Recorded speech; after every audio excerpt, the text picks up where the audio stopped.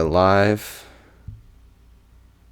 It's live right now. Welcome back, guys, to another episode of the Anger Jumping Menace. Today we are going to be live reacting to Birthing by Swans. This album, nearly 2 hours long, but not exactly, just dropped not but a second ago. I know, I don't make a lot of Swans content, and honestly, if you look at my YouTube channel, it looks like I just listened to Swans pretty much yesterday, right? That's when I released the To Be Kind reaction. But that was actually an old video. See, I had this problem when I released those reactions, because they're all old. I didn't release them as I was making them, and it took me such a long time to get those first two out, which are the only two that are out in the past year and a half. When I dropped the Death Grips reaction, I got a lot of people being like, oh, you totally need to do a reaction to Ex-Military or No Love Deep Web, and I didn't know how to say it, but by the time that reaction came out, I had heard every Death Grip song ever made, and it's very much the same with Swans. Checked out all of the Swans discography, and I actually have a big Google Doc that says Swans completed. That's all the stuff that I've listened to all that stuff, some of it multiple times. I love a lot of Swans side projects, so I would say I'm a pretty big Swans fan, and I've heard more than all of their stuff. The stuff I haven't checked out is like Michael Gira's acoustic solo albums, because why? Any Jarbo solo album besides Sacrificial Cake is just, I can't keep track. I tried to. She makes 5 albums a year or something. She's dropping this year. I think she dropped 3 times last year. But otherwise, I'm fully ingrained in the lore. I'm going to catch any references. This cover is a reference to their most famous album. Maybe Birthing is he's gonna be like, and I am like the beggar from The Beggar, something like that. Or like, I'm like a drug from Children of God. And only I would catch that reference, because no one else has listened to Children of God. This is supposedly the last album of the Big Sound era, which is, I imagine, from My Father Will Guide Me Up or Up at the Sky, the Reunion album, through trilogy, Leaving Meaning, The Beggar, till now. And this confused me, because I wouldn't exactly describe, The Beggar is a very big sound album. It's obscenely quiet. The biggest sound on Leaving Meaning is, the drums on Sunfucker. And they're like, maybe after this they're gonna go into Angels of Light style territory again, but I feel like the full conclusions were there in The Beggar and Leaving Meaning. The biggest sound on Leaving Meaning is me booing. You're correct. Well, everyone's hyping this up to be big, but I was not a big fan of The Beggar, so I don't know. I'm trying to temper my expectations. This is the album cover. This is obviously a reference to Soundtracks for the Blind, and so I don't know if we're going to get some soundtracks-esque stuff in here. I'm a big Soundtracks fan, but this was a big deal, because this is not very usual for the band to call back a super past album. And obviously, it's Soundtracks for the Blind, so everyone's getting hype. The prom is the way this was revealed. I would have loved it if I could have been there for the announcement. And the band shows up and they're like, this is the new album cover, and we're releasing a single along with it. But Swans community is like, nah. And they sent the seeker to leak all this information. And then the guy was like, okay, here's a new single dropping. And here's the album cover. And he did it in this cool, vague way where he didn't explain anything. And so he just dropped it so confidently. And obviously nobody believed him. So then it becomes less of a big thing, because you can't be excited for something if you're not sure it's happening. And I was just mad that this guy was getting his credit, because he got defensive a little bit, and people were trying to make the bunking stuff there's no way this is going to be true, and he started coming in. I was like, oh, it's totally true. And eventually he just came out and was like, okay, here's how I got it. And then he sent the song in MP3 to everybody the day before that the band was allowed to just drop the songs themselves. I hate that I had to literally mute the Swans subreddit off of Reddit, which is bad, because if somebody uses Reddit, they're willing to stomach a bit of just nastiness. You know, just today, I was arguing with somebody about which one makes more sense, month, day, or day, month. But let's just say we were both out for blood, clearly. Okay, it's a dangerous place on Reddit, and saying a lot that I had to just block the Swans subreddit because it was ruining my life. Okay, when this was first leaked, somebody was like, we gotta debunk this. They reverse image searched the dirt in the middle of the album cover, and it's from a Home Depot advertising stock photos. Home Depot dirt, and I'll never forget that until the day I die. This is Home Depot dirt. I wish I could have been excited with the single, but no, it just almost entirely killed my hype for the single and the announcement then, because of how it was dragging it through the mud with that whole debacle. It was just painful. And I didn't even visit the Swans subreddit once. That was all just posts that got recommended to me on my home feed, okay? I didn't actively seek out any of it. Just the drama just got more and more annoying. So here's what I think. I hate leaks. Just let the band announce their shit. And if you're going to leak, don't get defensive about it. Guy coming in, I was like, there's no way that it could be Home Depot dirt. You're lying. You're making that up. It's not real. It's like, not your album cover, man. Why are you getting so defensive about it? I'm clapping my hands a lot. Sorry, this thing gets me riled up. And I just wanted to get this off my chest because back then when it happened, I had a really busy. I had recording videos in a while, and I wanted to record a video about it, but I wasn't able to make it work. So, just to get that all off my chest now, before I listen to all my frustrations, the Home Depot dirt. Hey, it's not bad. Not a bad looking cover. It kind of has the cardboard texture. It looks like that one album cover by Slauson Malone. Let me close out my thing. It is clipping my face, but that's fine. You don't need to see my face. I'll give context. Because a lot of this material they played live on their last tour. I did see them live. Did not make a video about it. And I don't remember what any of these tracks sound like. I only remember The Beggar. I got Live Rope, and I never got around to listening to it.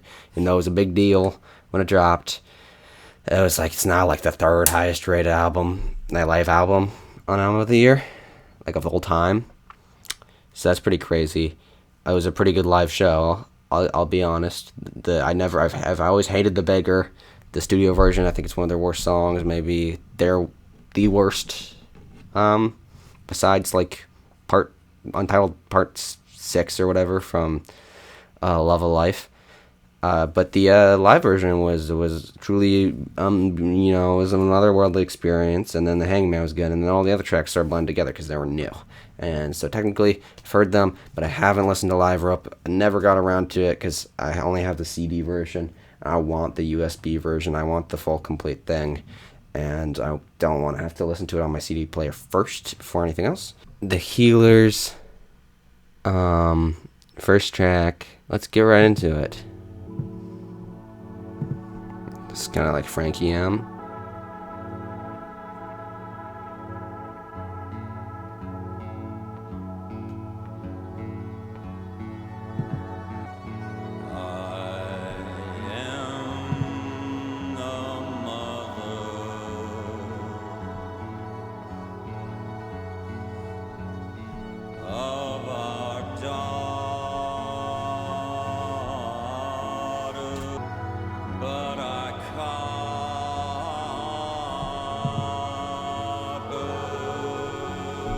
Kind of similar to Cloud of Unknowing Ending, but with a lot of dramatic backing vocals for this. I like that.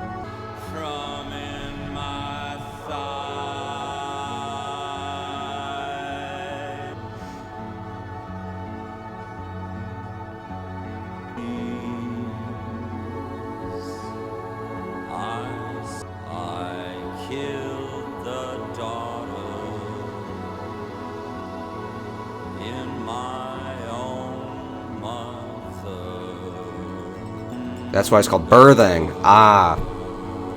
Because he's the mother of his daughter? Something like that. Now he's the mother going under.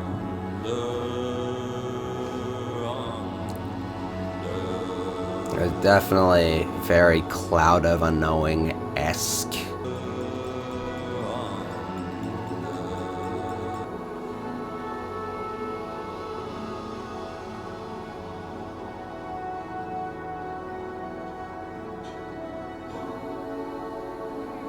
Alright.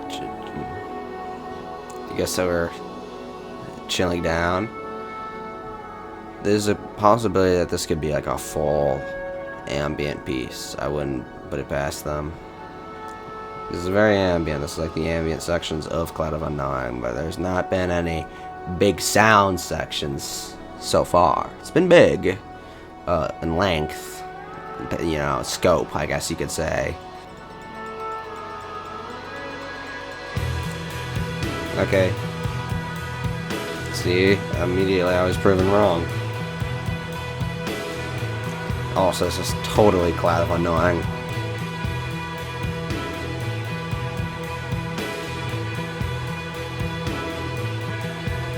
It's sounding a little messy, like mixing wise right now. It's kind of surprising from this band. They usually have very cleanly mixed stuff.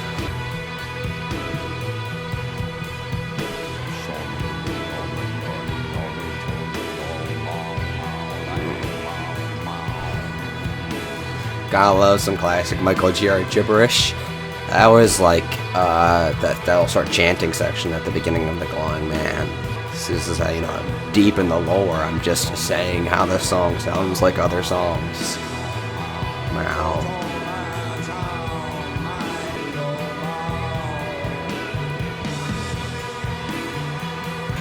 Actually, you know what? This gibberish kind of reminds me of the end of To Saint Liverpool more now than The Glowing Man.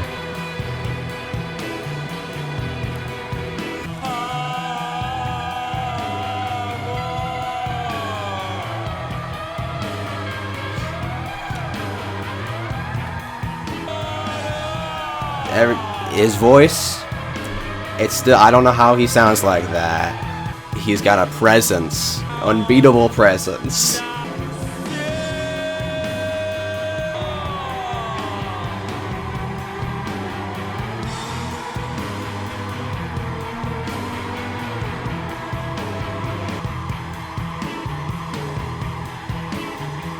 I got some like some wispy wind noises going on in the back here.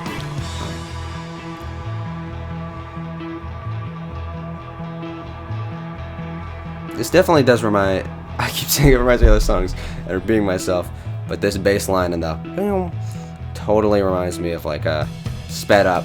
Oh, okay. Now it's like Frankie M. Oh god, I gotta stop comparing it to other songs. But that before was definitely like a Cloud of Unknowing sort of sped up. This kind of reminds me of Frankie M. A lot of their songs, they'll play one song and it like morphs live into another song. I don't know if that's what happened here because I don't think they were playing Cloud of Unknowing or Frankie M. It was the Baker tour.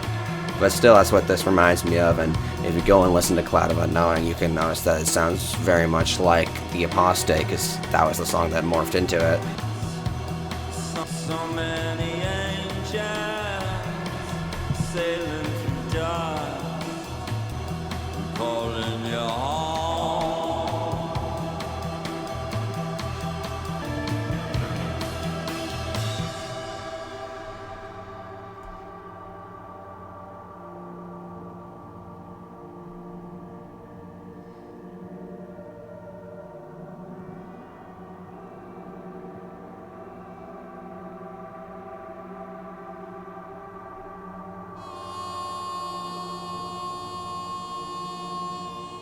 Harmonica? Bringing back the harmonica from the seer. This really is the grand finale.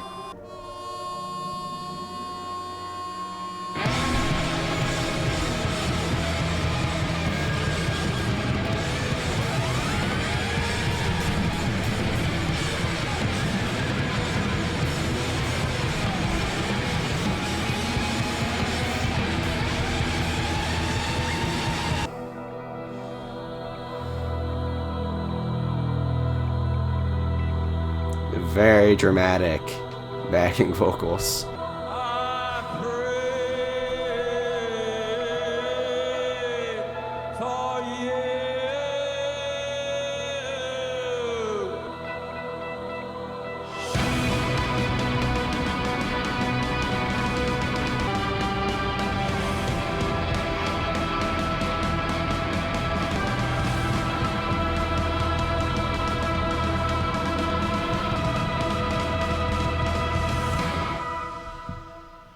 All right, first song, Healers. The Healers is over.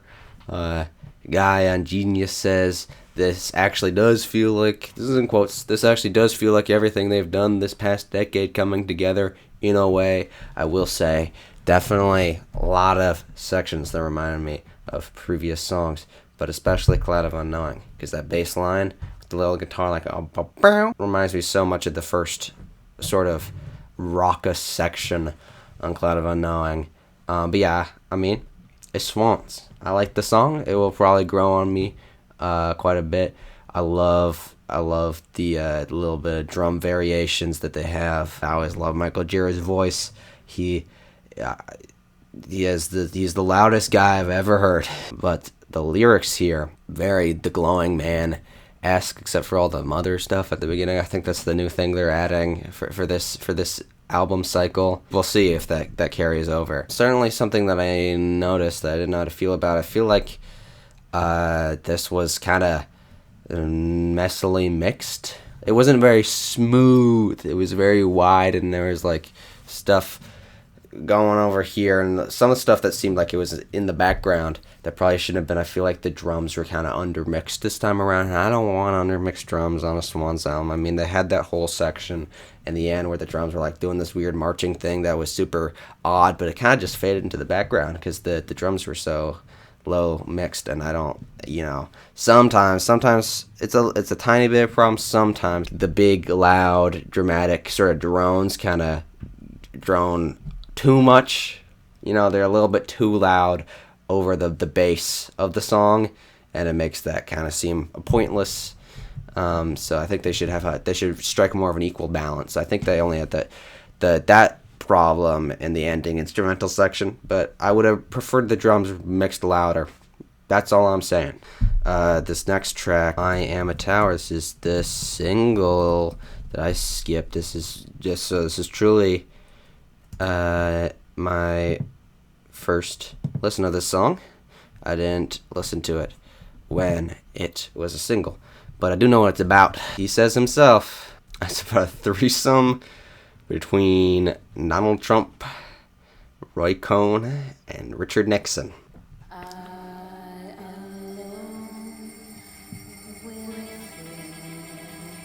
Guest vocals? That's such a long annotation. Okay, hold on. It doesn't tell me who's singing this. I presume Jennifer Jira, but let me look at how long they're citing a Tibetan Book of the Dead. But this goes on for a while. That's like 7 or so paragraphs. That's crazy. Jingle bells. Just like a classic guitar drone. Some cymbals were just rising up then. I like the chanting sort of fading into the dog.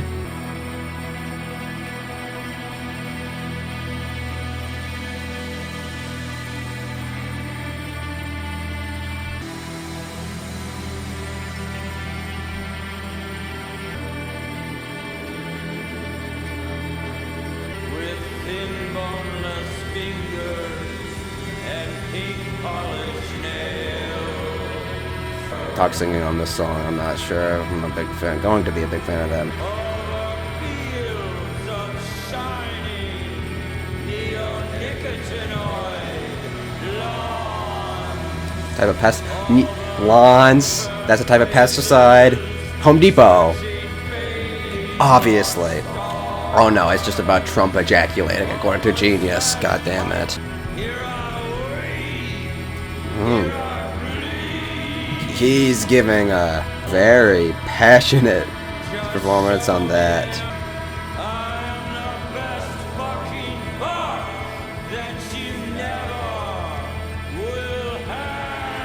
That's like that third song that Swans has made that has fuck on it. But the other two, there's no way to outclass them.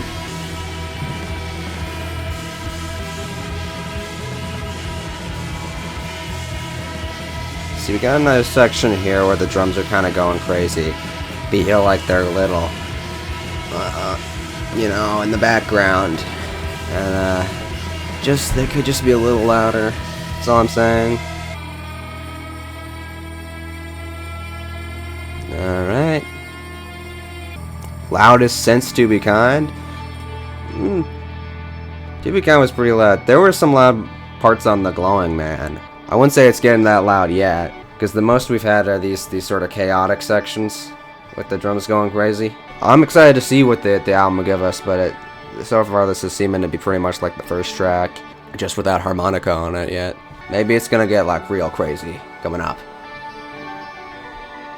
I think the loudest moment in Swans' sort of studio discography is the drop on the Seer. So if the title track here can give me something that's like on that level, you know, I'll be totally satisfied. This is a little bit odd for placement because it's not really introducing anything new that wasn't on the first track, and there's not very many shorter tracks on here because usually there's a mix of more ambient, slow building songs. Sometimes there'll be like a kind of more energetic raucous song like Just a Little God in My Hands, and then there'll sometimes be like a shorter acoustic song like People Like Us. You know, I'm hoping that we can get some of those on the album. The version of The Hangman that they played live, that's the kind of energy I've not felt yet on here. Something with like a insane groove to it. It's been just very slow build-ups, but we'll see where it goes.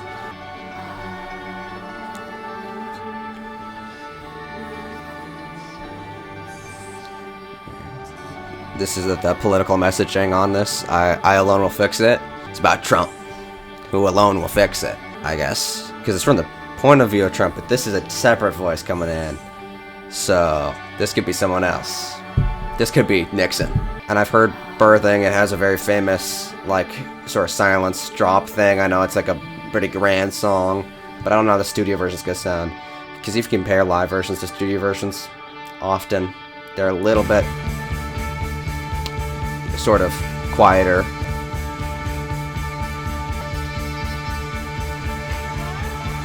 A bit of an incessant drum. See, that's a good snare right there. That has some power to it.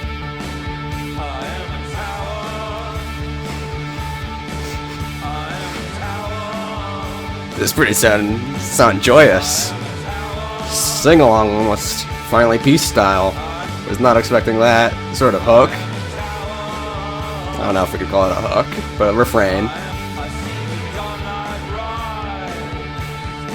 This is a pretty happy sounding section for a Swan song. This is still about Trump, right?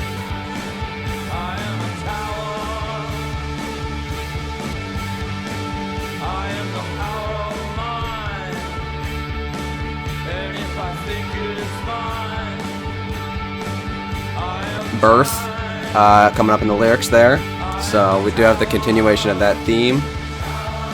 Whoa!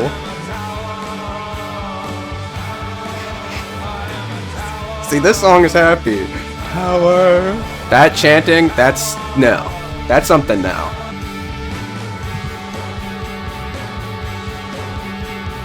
Oh, bass is getting in there.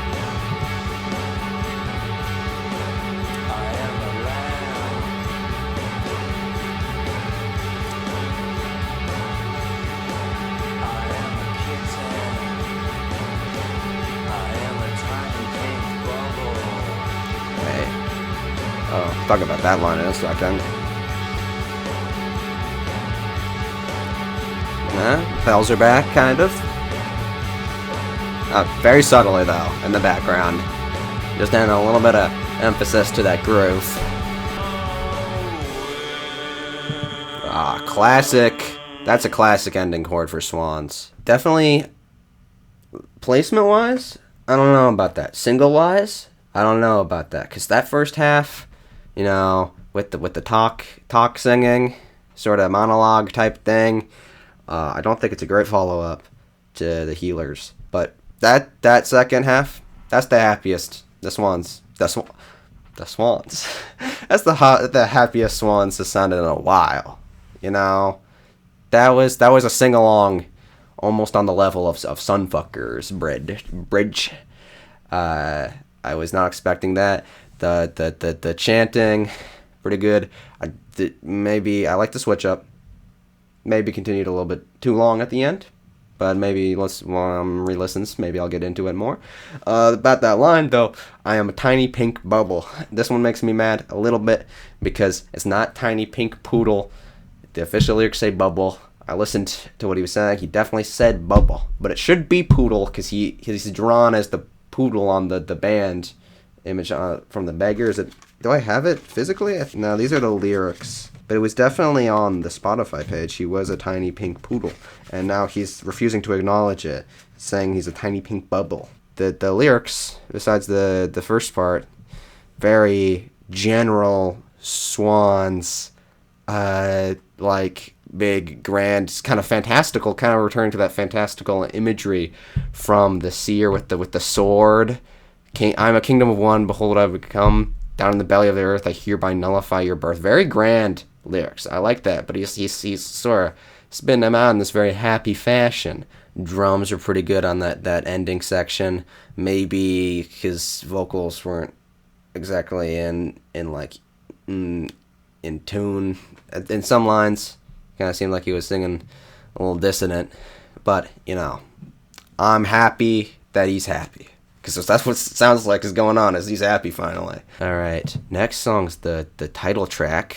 And this is I know the one thing I remember about this song is that it has like 10 minutes of silence in the middle of it, and that's all I know. Oh, hell yeah, Dulcimer. Bringing this back. Classic Swan sound. So there's also like a digital. Is this the one? This is the one where Christopher Pravdica had that little keyboard, I think.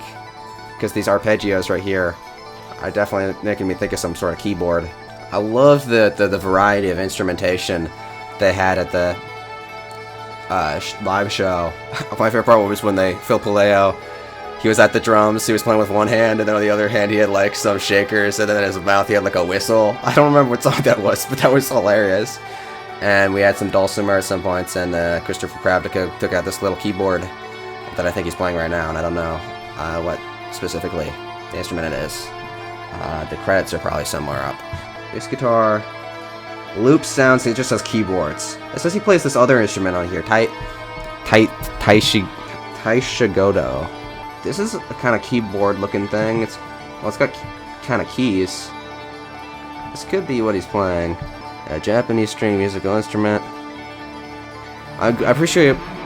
Oh, there's guitar. I appreciate that we're bringing new instruments in here. I liked bringing the harmonica back. This is instrumentally. This is striking me as the climactic piece.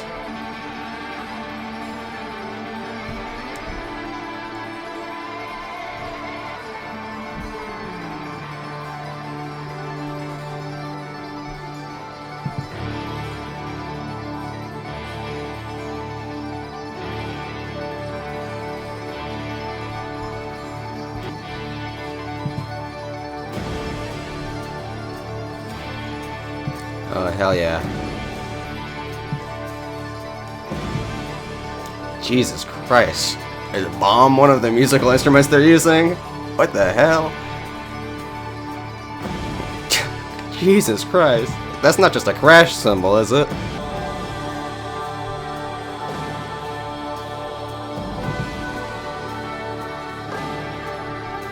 This part also sounds quite happy. This is definitely more big sound than the Beggar, for sure. The Beggar was kind of a little bit boring, a little bit too acoustic, folky for my taste.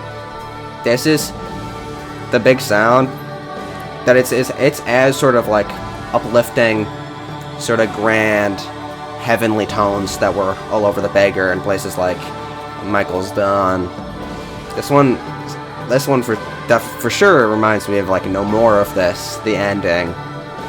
This is so much more slow paced than that was. So in a way, this strikes me as sort of a more grand The Beggar. I'm definitely preferring this.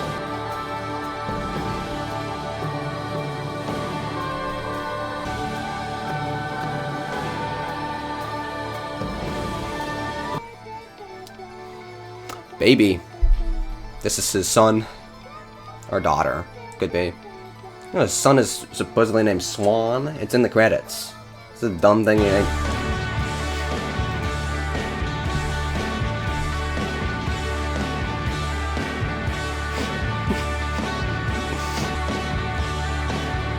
Crash cymbal going crazy.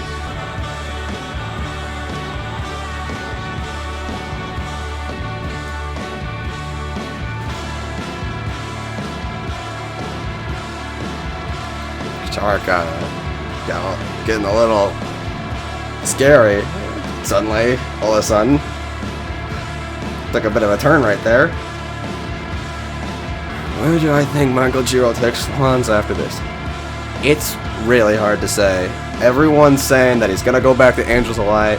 I'm a big Angels of Light fan. They made one of my maybe second favorite album of all time with We Are Him. I don't know if he's gonna go back to that. I can see like less folk, but like more ambience, like keyboards. Or maybe everything's short and poppy, you know? I don't know. I don't think he's gonna revisit any old sounds though. I could definitely see like a bunch of shorter tracks, like 3 minute, because it's been a long time since we had those in Swans. Or maybe like with The Beggar Lover 3, he's gonna go like more sound collage, go back to stuff like that. It's gonna look cutesy. I can totally...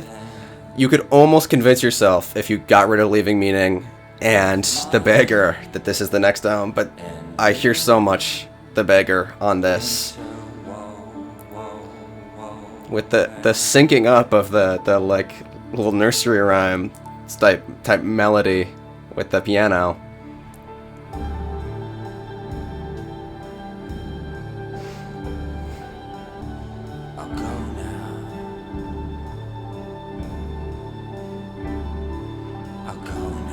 Seems like he's leaving. He keeps faking me out with this leaving shit. He's like, Michael's done. Through a tunnel carved in the air. That reminds me of something. Do a tunnel of light. Isn't that something from It's Coming Surreal? Laughing, screaming, without me. Leaving Meaning. This song lyrically most reminds me of The Beggar, out for sure. I appreciated the more grandiose fantasies type lyrics that were in the last song a bit more, because that reminded me of The Seer, which is one of my favorite Swans albums.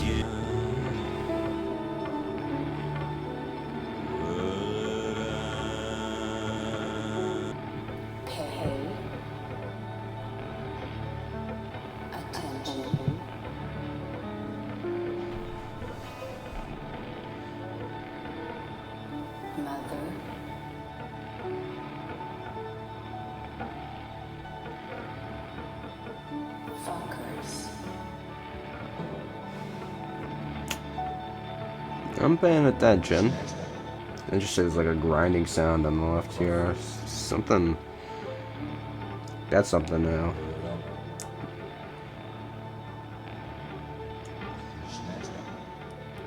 This style of sound collage.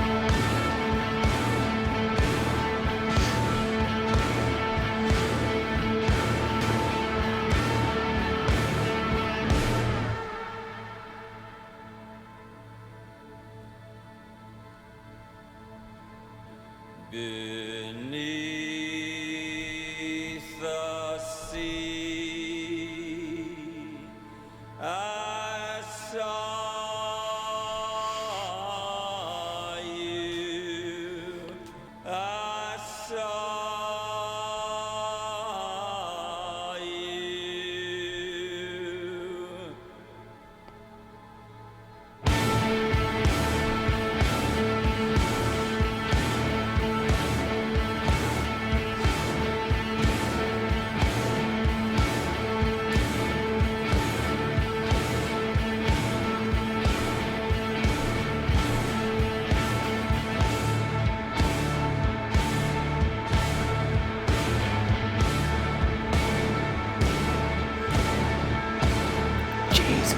fucking Christ, that's insane snare sound. It's a bomb.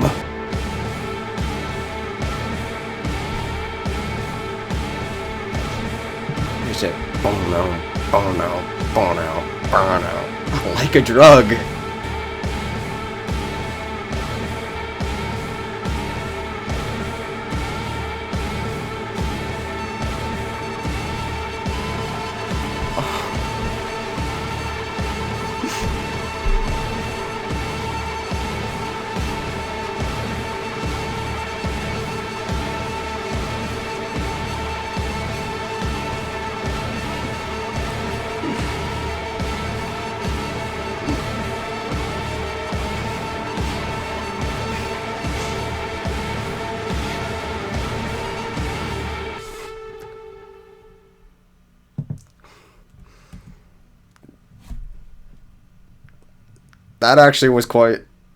That was actually quite loud.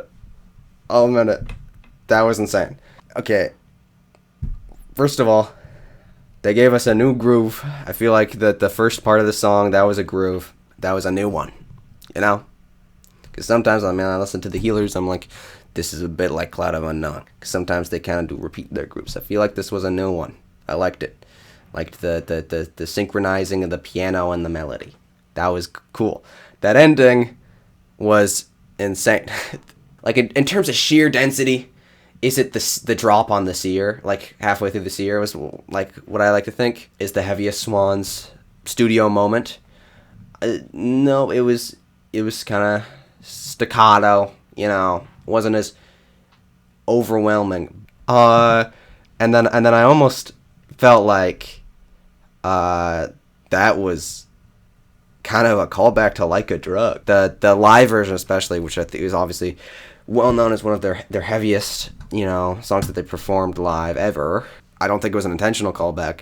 It certainly it outweighed that. It like surpassed the heaviness of Like a Drug. It was like directly comparing that to Like a Drug. It's not even it's not even a comparison, because Like a Drug is like super heavy, but they were using bombs on this one. Yeah, with the horns.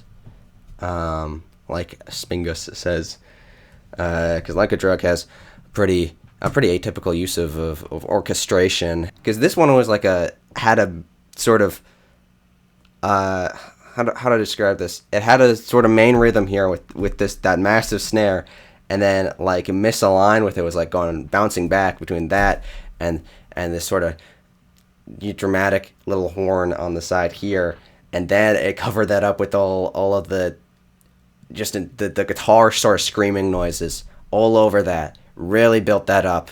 That was crazy. There was no silence. I thought there was going to be silence. I saw them live. No, there was no silence in this version. That being said, I don't think it needed the silence, because they told me to pay attention, and I kind of was forced to. Yeah, that's crazy. That was like split halfway. Super kind of, you know, majestic. I could almost describe that first half. Loved it. Maybe, you know, my interest waned a little bit in the middle. And then at the end, that was hell. I'm not seeing any one song that's so far has kept me invested throughout the whole thing, but I'm seeing a lot of moments that are amazing. They're delivering on just certain sections that are riveting, is the best term to describe them. So I might say that the title track is my favorite song so far.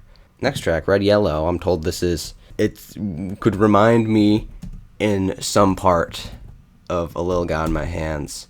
Red Yellow. This is the shortest song. Whispers. It's the only one that's below 10 minutes.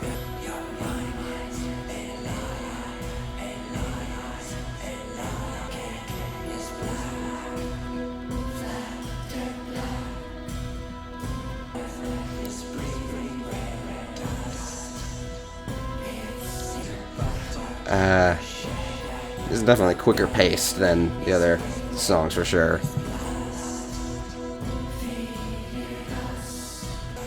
Way more psychedelic than any Swans song I've ever heard. Tons of like echo on that in the little glockenspiel.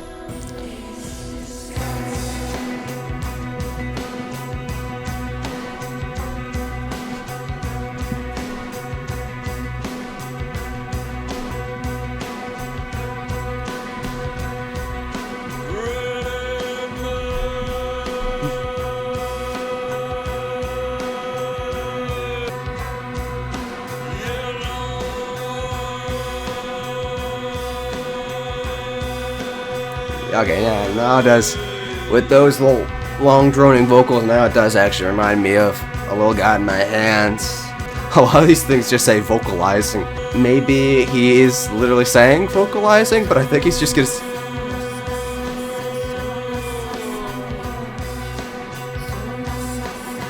Okay. Definitely A Little God in My Hands. The nonsense chanting. I was like, is it actually just gonna be straight vocalizing?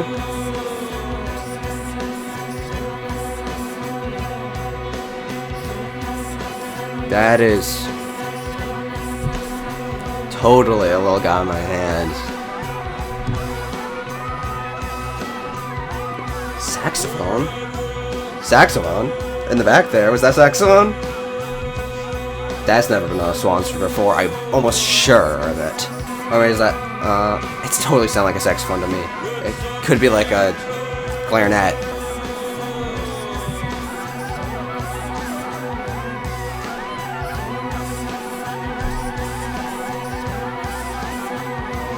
Saxophone on their EP is crazy. What was David Dwayne? Yeah, I don't remember their saxophonist's name. But yeah, that's bringing that way back. It wasn't a great EP, I'll say that. I barely can tell saxophone's on it, like it's on the first track, it's on Laugh. And it's going crazy. It's doing a lot. Oh, so abrupt ending there. Hell yeah. Is there nothing I can't say positive? What double negative? Everything was positive about that song. That first half, I mean, first section, new, utterly bamboozling. It was the whispering, super quick paced for Swans, almost catchy, and the back and forth with the backing vocals, which in a way continues throughout this entire track, is entrancing. Like I said, super psychedelic, closer to something like the title track from Leaving Meaning with the glockenspiel with the little chimes, but with the folk influences too. That is something wholly new. If that's like a direction that they're going to be moving forward in, that's crazy. I would support that 100%. The groove, like they said, Little God in My Hands. Didn't think that at first, because Little God in My Hands, it has that really strict groove, like a bow, bow, bow, bow. This one was a little bit more open. It kind of reminded me maybe like the live version of A Little God in My Hands. But it's like that song, but it's got a little bit. It's less like evil march. Like it's a bit more punky. A bit more punky and rebellious. Because I think A Little God in My Hands, I think of like a supervillain launching his armies to take over the world. This felt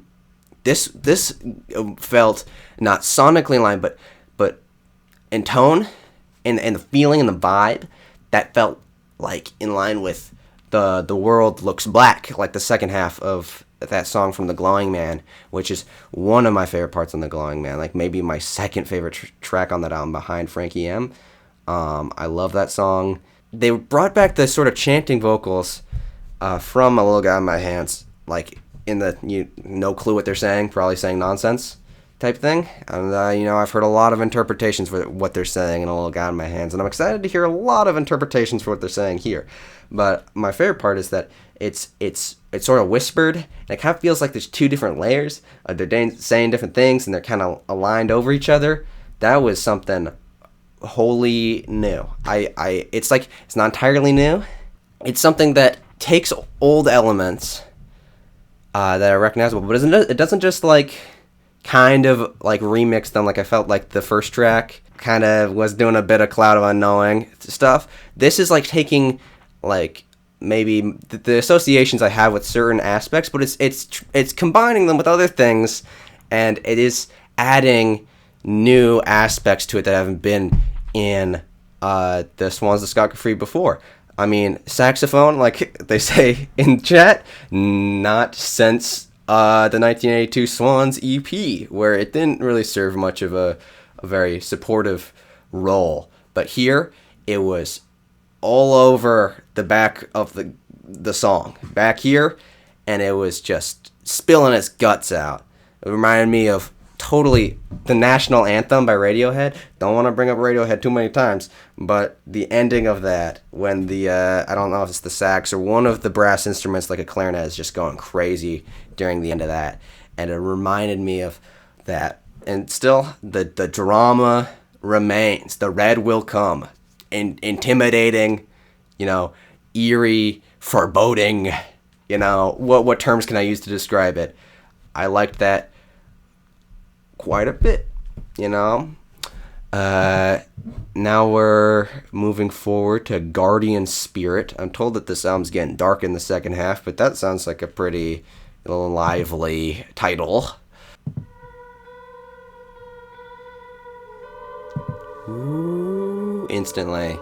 That's... Oh. Then there was like a woodwind in there. I was like, instantly that's the end of Why Can't I Have What I Want in Time That I Want before the last drop kicks in. Now it's Frankie M. But it's something new. Because this creaking sound... That's a woodwind for sure. That's giving me we're in the woods. Woodwind type vibes in a haunted forest.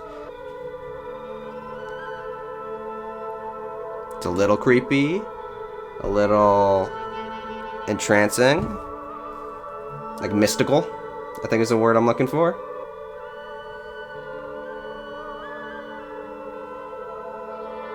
A little tiny guitar flourishes in there. Acoustic guitar flourishes.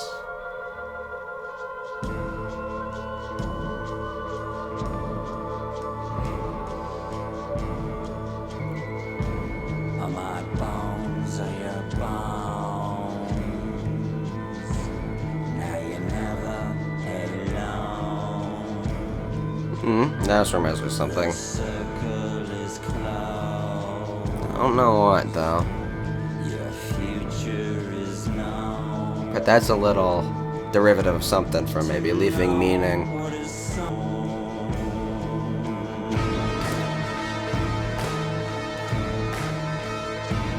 See, this album's getting a lot of energy as it moves forward. Or maybe I'm getting a lot of energy. I was kind of exhausted earlier today. Claps. That's new too. Notice a lot of new stuff. I'm liking a lot of new stuff. I'm not liking the lyrics that I'm seeing for verse 3. That's weird. We'll get to that though.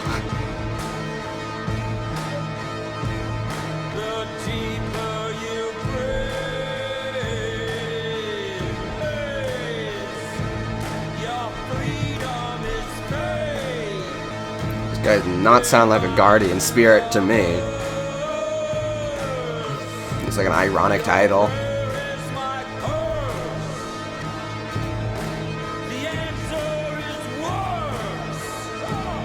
Sometimes he shouts stuff, he sounds like a military, boot camp instructor. It's very intimidating. It's like, oh shit, I gotta listen to what he's talking about.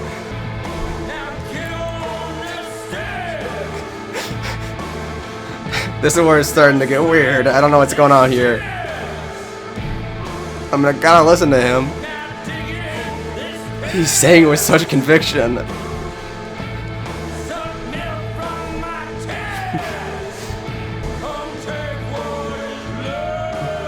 Oh, the layering there. It feels like there's a tiny little Michael Gira that's just singing right under him.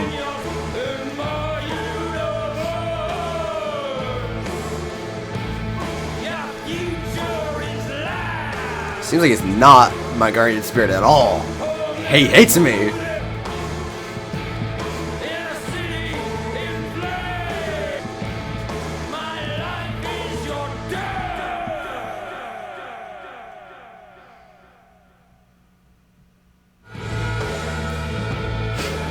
Weird. Drums going crazy right there.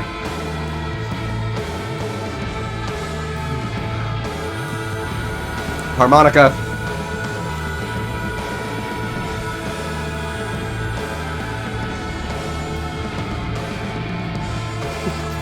crazy.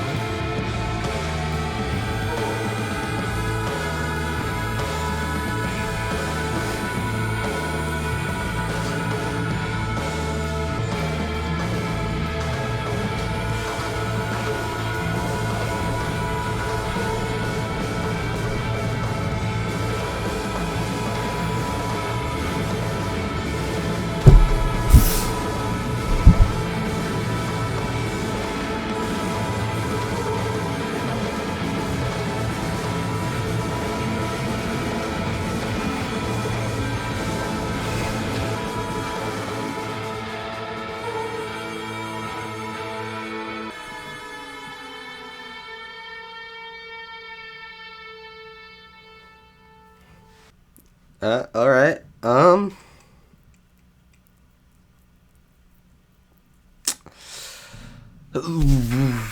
That was another very supervillain-esque song. One of the most guttural vocal performances I've heard from Michael Gira. I mean, I'm remembering Beautiful Child from Children of God, and say on that one, he was kind of scary, but he was also kind of scared. On this, he's full-on supervillain mode, shouting very, very insane commands. I don't think that had much to do with the Guardian Angel, I'll say that. That was great, though. Do I even need to mention the drums at the end?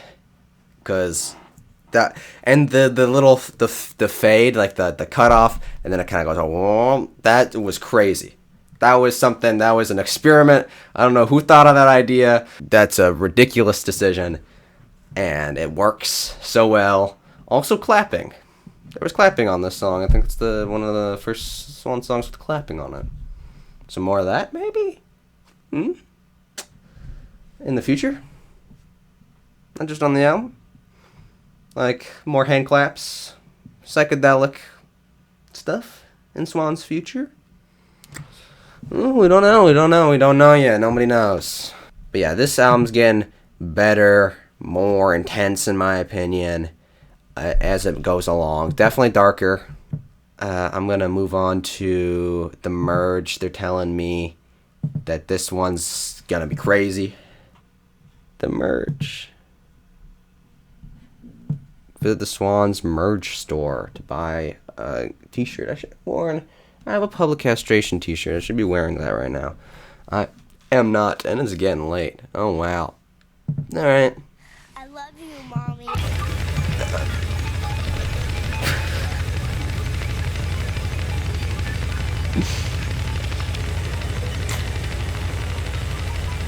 This is like something from Daughters. The Flammable Man. That sounds a lot like the middle of the Flammable Man. That was a quick ending to that section, I will say. You're right, I was definitely not prepared for that to happen. Ooh, this is not Michael, is it? Ooh, Phantom of the Opera here. This is crazy already.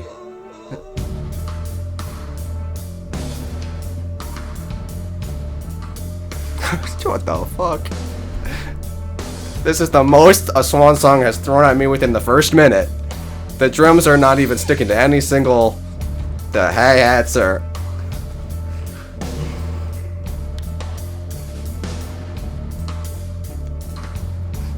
This was not played live, I know that for sure.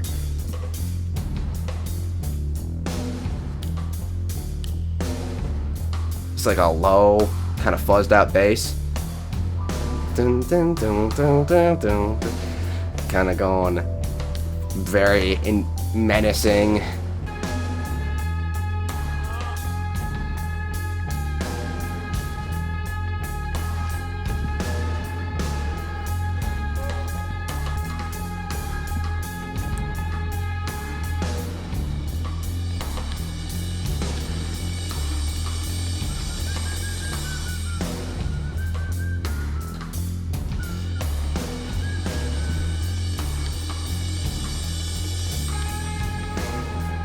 Reversed sort of rising sounds there.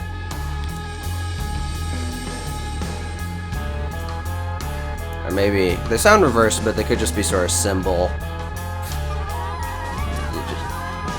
Clowns are on this song now. That bass is still going strong.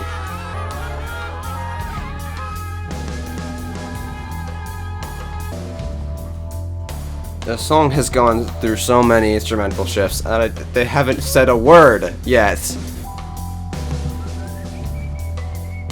The whistling's back. Is this supposed to be what they're gonna do moving forward? Because this is definitely nothing I've ever heard them do before. This is.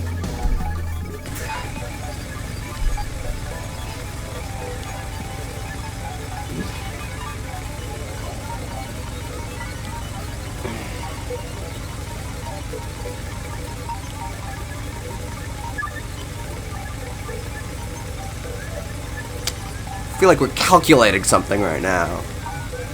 We just hacked the mainframe. 1,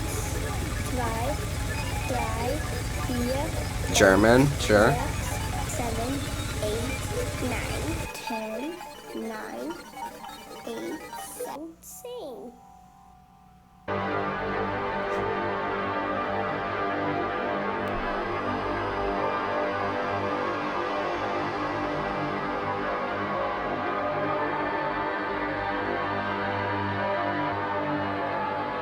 We're in the void right now.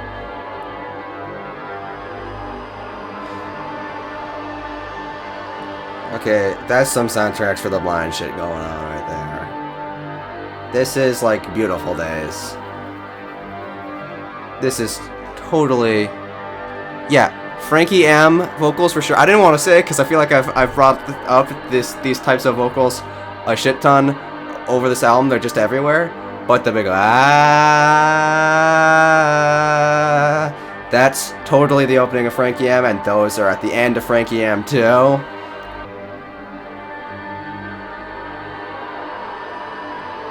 Are those actually, like, those could just straight be samples from the original Frankie M, like the Beggar Lover 3 style?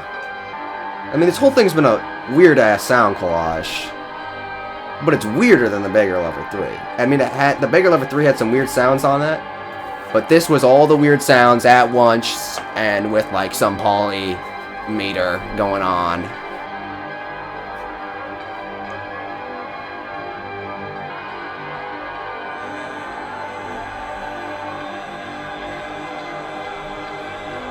That's like the addition of his sort of vocals on top of it.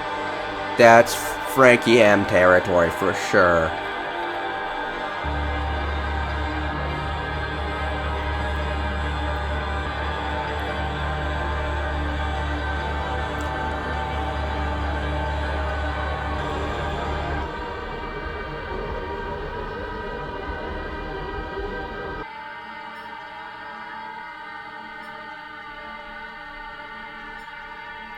Hello. XML. Ooh. Nope, still there. Just little electronic little beeps. Now a light grows inside. There is a song in the song, almost. At this point, that is the most surprising turn they could take, is turn this into an actual song.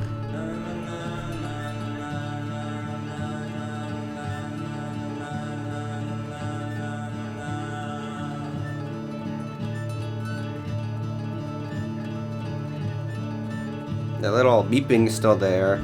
Now we got these. And I will wander. Bum, bum, bum.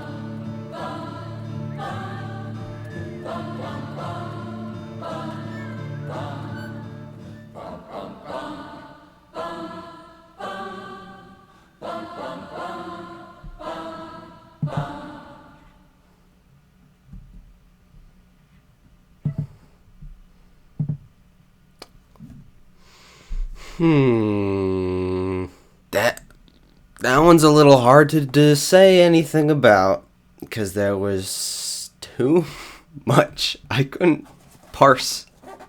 Like I can't form an opinion on any of what happened there. All I know is that is whatever that is. It's like the Beggar Lover 3, but it's like if you took the 40 minutes of the Beggar Lover 3 and then you smashed it into like 2 minutes, and then you did that like a bunch of times, and then you put an actual song at the end. There's too much even to go over. That bass was definitely in 6/8, and then the drums at the beginning were definitely doing something else. I feel like there was some sort of like poly meter going on there that's way more complicated than something I expect from Swans, and they were throwing just insane sounds all over this. There was samples left and right. There was like that one breakdown of just pure chaos, but it wasn't like normal Swans pure chaos. It was like the weird glitching sounds that sound like that part of the Daughter's song, Flammable Man. And there was definitely parts here where like they were throwing electronic sounds all over just the top. This is a bit, I'll say it's a bit different for the band, because it is like a 5-minute song with like a 10-minute noise collage before it, but it's not like A Piece of the Sky. It's not like a Beggar Lover 3 or like something from Soundtracks for the Blind. That's no. All of that, that's no. That's not even the same genre of music that they've been doing. Could this be the future of Swans? I will say, ending, nice little, vocal harmony. That's pretty neat. Nothing else can be described as simply neat, is what I'm trying to say. Last song might be the best song, supposedly. It's Rope Away. Rope was the intro track to The Beggar, apparently, that they were playing live. I would have minded if they just considered that whole The Beggar thing to just be The Beggar, because in my opinion it is. But that was a whole song called Rope, the intro. It's like the Seer was an intro to I Crawled. And in a way, it was, I remember that being the acoustic song, the one song that was like actually acoustic, and I remember hearing him say Away, and apparently he says the names of a bunch of people during the live version at least. But annoyingly, this is really getting on my nerves, we have the songs divided into 2 different lyrics pages on Genius, and they need to merge those because it's one track. Okay, let's get it real. Never before have they split up one track into 2 lyrics pages. It's ridiculous. It's disturbing me. It's not a thing they do. It's not a thing you're supposed to do. It's one track. Look at the goddamn album. But it's telling me this first part's instrumental anyways. So let's just move on to Away lyrics pages, and then I'll play the song. Listening to Rope Away.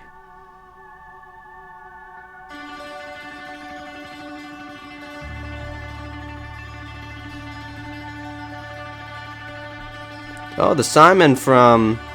Okay, first of all, I should mention what's going on in the song. This is a classic Swan sound. I'm looking at the names of these people. They're all people that are references as Mom, Bill Riflin, a photographer, and then Simon from Simon is Stronger Than Us. From, they're just like seeing other people. He's stronger than us, and he's dead? These are all people who are dead? So rest in peace, Simon. I did not know that. That's crazy that he's dead. Nobody ever told me. I was going around singing Simon Stronger Than Us to all the people I know named Simon. I mean, it wasn't. And the people I do know named Simon are weak people. Bling, bling, bling, bling. That's totally... Yeah, I remember this. The bling, bling, bling. Those little... That was what was going on. I don't know what else this sort of strumming pattern reminds me of. Bling, bling, bling. That's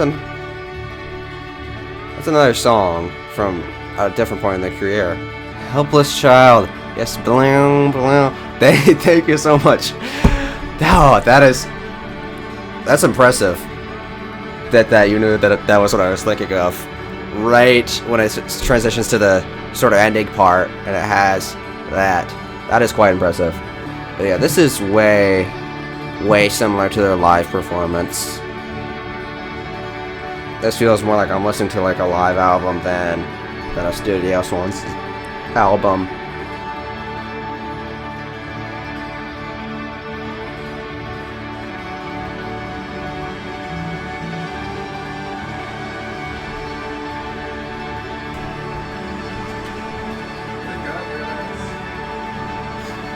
You're done. YouTube got your ass. Oh, they got me? Yeah, you're down. That's true? Yeah. That's crazy. Suspended for pause. The copyright meisters got you. Holy shit. That's what I'm hearing. So they got me in the chat. They're saying that, and then that also happened to me. So I'm figuring that it happened to everybody. I don't know how to get it back up. I don't think you can do it. Probably not, but you can try. Thanks a lot, Mike. He can't let me. He's trying to sabotage me. He can't let me get too big. Alright, guys. My stream got taken down. I'm gonna just keep going.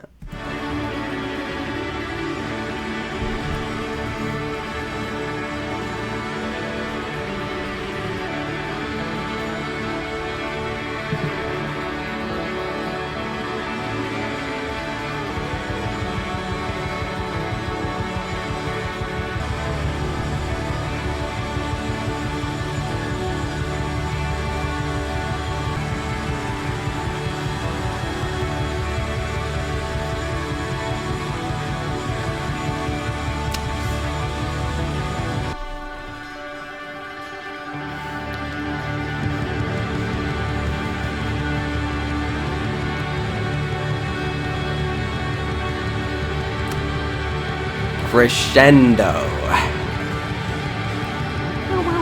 I like the guitar sort of screeches are coming back.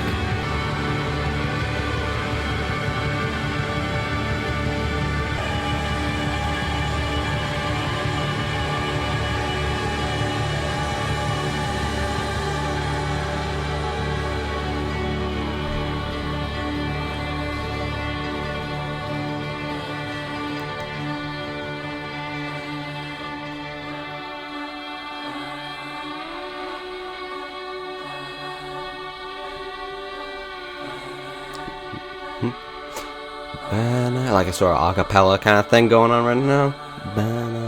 I like Michael's little inputs in there.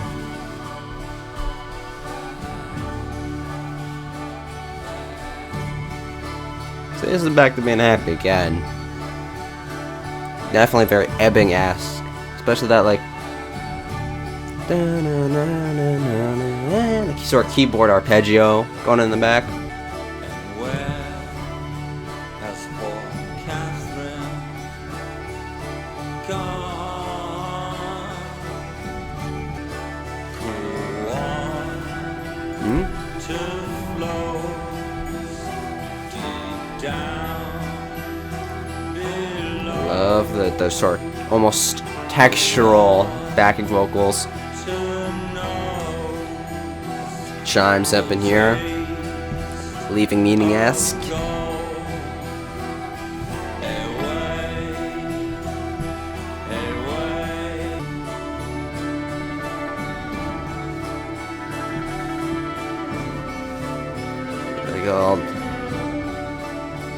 Like that's kind of guitar that's kind of fading in and out, right?